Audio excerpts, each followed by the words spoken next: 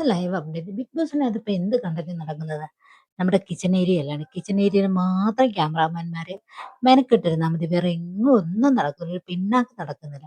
വെറുതെ ബാക്കിയുള്ള ഏരിയകളെല്ലാം വേസ്റ്റ് ആയിട്ട് കിടക്കുകയാണ്. മാക്സിമം ക്യാമറയും തിരിയുന്നത് എങ്ങോട്ടാണ്? നമ്മുടെ കിച്ചൺ ഏരിയയിലാണ്. അവിടെയാണ് വഴക്കുണ്ടാകുന്നതും പ്രശ്നങ്ങൾ ഉണ്ടാകുന്നതും ഓരോ കാര്യങ്ങൾ നടക്കുകയും ചെയ്യുന്നത്.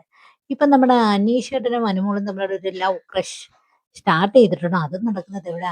അടുക്കളയിൽ തന്നെയാണ്.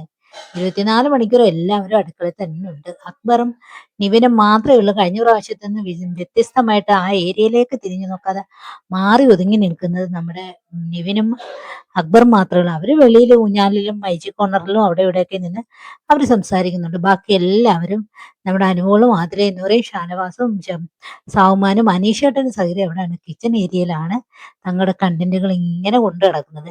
കിച്ചൺ ഏരിയയിലോട്ട് ചെല്ലാന്നുണ്ടെങ്കിൽ ലവ് പ്രണയം നടക്കുന്നുണ്ട്. ഇപ്പം നമ്മുടെ അനീഷിന്റെ അനുമോളുടെ എന്ന് വെച്ചാൽ ചെറിയ ഒരു കൃഷി കണക്ക്.